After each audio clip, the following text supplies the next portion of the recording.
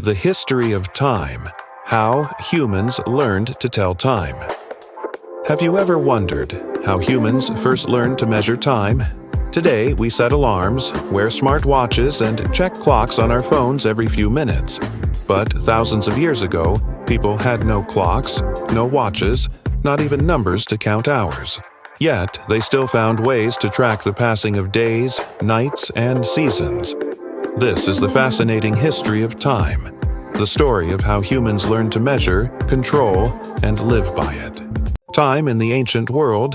In prehistoric times, humans lived with nature. The only clock they had was the sun, rising and setting. Daylight meant safety and work. Night meant rest. But soon they noticed repeating cycles. The moon changed shape every few nights. The seasons returned every year. From these patterns, early humans realized time is not random, it follows rules. The oldest timekeepers were the natural clocks. The movement of the sun, the phases of the moon, the changing seasons. Ancient people painted these cycles on cave walls, marking days and months. This was the first step toward measuring time. Sundials, measuring shadows. Around 3,500 years ago in ancient Egypt, the first real clocks appeared. Sundials. A sundial was a simple stick placed in the ground. As the sun moved, the shadow also moved. By marking the shadow's position, Egyptians divided the day into smaller parts. But sundials only worked in sunlight. At night or on cloudy days, they were useless. Humans needed more. Water clocks. Time that flows. The next big invention was the water clock, also known as a clepsydra. Ancient Egyptians and Babylonians filled containers with water. The water dripped slowly from one bowl into another. By measuring how much water flowed, they could measure time, even at night. Water clocks were used in courts, speeches, and rituals. In ancient Greece, if someone gave a speech, they had only one water clock worth of time.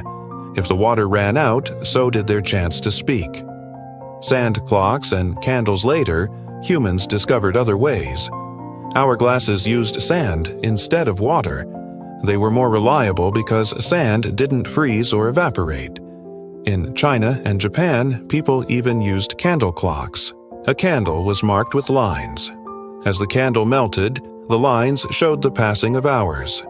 Time, quite literally, was burning away. Mechanical clocks. The sound of time. By the Middle Ages, a revolution began. In Europe, inventors created the first mechanical clocks. These clocks used gears, weights, and springs. For the first time, bells rang in towns every hour. People could now meet at 3:00 o'clock instead of when the sun is high. Mechanical clocks changed society. Factories, schools, and even churches started running on strict schedules. Life became organized around hours and minutes, not just sunrise and sunset. The wristwatch revolution. In the 19th and 20th centuries, clocks became smaller. First pocket watches, then wristwatches. Soldiers in World War I used wristwatches to coordinate attacks. Soon, wristwatches became popular for everyone. Time was now personal, carried on your hand. Atomic time. The most accurate clock, but humans wanted perfection.